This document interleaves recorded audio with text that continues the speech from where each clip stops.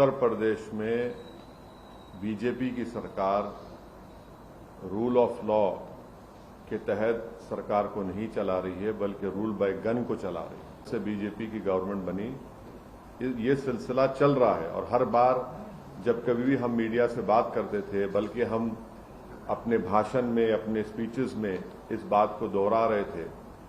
मगर अफसोस इस बात का है कि आप लोग सिर्फ ये समझ रहे थे कि हम रेटरिक के तौर पर उसका इस्तेमाल कर रहे हैं। हम आप लोगों को और देश के सामने आंकड़े रखे कि कैसे लोगों को गोली से निशाना बनाया जा रहा है, और जिससे भारत का संविधान में लोगों का यकीन कम होगा, जिससे हमारे कोर्ट्स में, जजेस में, पब्लिक प्रोसिक्यूटर को उनका काम करने की इजाजत नहीं दी जा रही थी।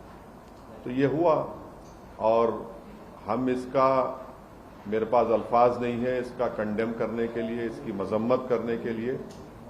मगर एक बात यकीनी है कि ना सिर्फ भारत के मुसलमान, बल्कि पूरे भारत के वो सिटीजन्स जो रूल ऑफ लॉ पर यकीन करते हैं, जो कोर्ट्स पर यकीन करते हैं, जो संविधान पर यकीन करते हैं, वो आज अपने आप को कल की इस दरिंदगी और बेदर्दी के साथ जिन लोगों को मारा गया, जो जुडिशियल कस्टडी में थे, उन पर कन्विक्शन हो गया था, उनको अदालत से, वो जेल से लाया जा रहा था किसी और एक और केस में इंट्रोगेशन करने के बाद, तो उसको आप जुडिशियल कस्टडी भी बोलेंगे, पुलिस कस्टडी बोल सकते हैं। मगर ना सिर्फ मुसलमान, बल्कि हर वो भारत का नागरिक जो अपने आप को, अपने मुल्क पर फख्र करता है इसलिए कि यहां पर संविधान है, कोर्ट्स है, उसको इस बात का फख्र है कि पाकिस्तान से एक आतंकवादी आकर भारत के नागरिक को जान लिया था, तो हमने उस पर कोर्ट में केस चलाकर उसको सजा दी। आज वो सब लोग कमजोर और अपने आप को गैर महफूज समझ रहे हैं। कल का जो मर्डर हुआ है, ये कोल्ड ब्लडेड मर्डर कहते हैं, उसको देखने के बाद हर वो भारत का नागरिक जो भारत के संविधान पर यकीन करता है, भारत की अदालतों पर उसको यकीन है, आज वो अपने आप को कमजोर और गैर महफूज समझ रहा है। और ये इसलिए हुआ क्योंकि जो लोग सत्ता की कुर्सियों में बैठे हुए हैं, उनमें राय बराबर भी, जो अंग्रेजी का वर्ड है, ना कंपैशन है, ना उनमें ह्यूमैनिटी है, ना उनमें रहम है, ना उनमें इंसानियत है। ये जो कल का वाकया हुआ, आप बताइए मेरे को, ये तो कोई ऐसा नहीं है कि कोई जाकर फौरन किसी को गोली मार दिया। आप उनका वेपन चलाने का तरीका देखो, आप जिस तरीके से वो लोग आए, और उनका हाथ स्टिल है एकदम। मुझे भी वेपन चलाना आता है, मैं भी एक एक्सपर्ट के साथ ट्रेनिंग लिया हूं अपनी सेल्फ डिफेंस के लिए। और जिस तरीके से मार रहे वो लोग, उनका हाथ देखिए हिल नहीं रहा है, उनकी आंख उस पर है, उन लोगों पर है। उनको मालूम था कि पहले कहां पर, किस जगह पर मारना।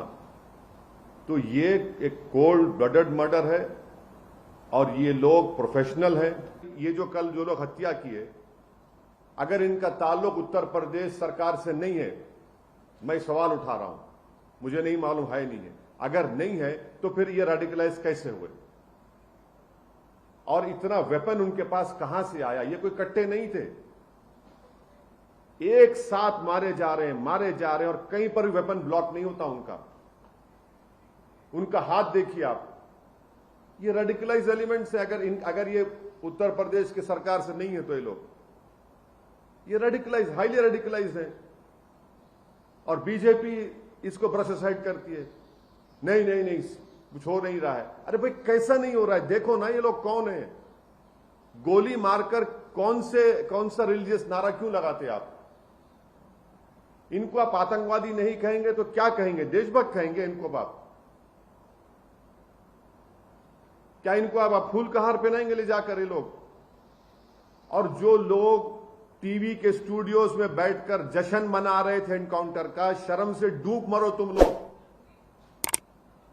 तुम लोग वल्चर्स हो, अब खाओ उन लाशों को जो पड़ी है वहां पर।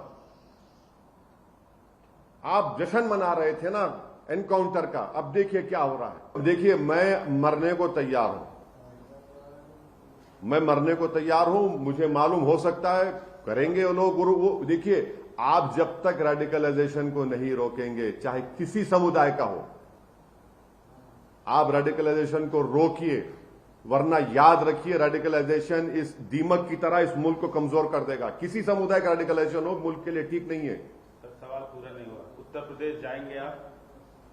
बिल्कुल। ऐसे माहौल में क्यों नहीं जाएंगे? क्यों नहीं जाएंगे? जब प्यार किया तो डरना क्या? जाएंगे बराबर। मेरे मुकद्दर में जो फैसला अल्लाह लिख चुका है वो होगा, होके रहेगा। मेरी जिंदगी की हद उसी वक्त तक है जब तक अल्लाह फैसला करेगा। जब जिस दिन अल्लाह फैसला करेगा मेरी जिंदगी खत्म हो जाएगी। मगर मैं डर कर घुट घुट कर अपनी जिंदगी नहीं गुजार सकता। और यकीनन मैं जाऊंगा, अपनी पार्टी का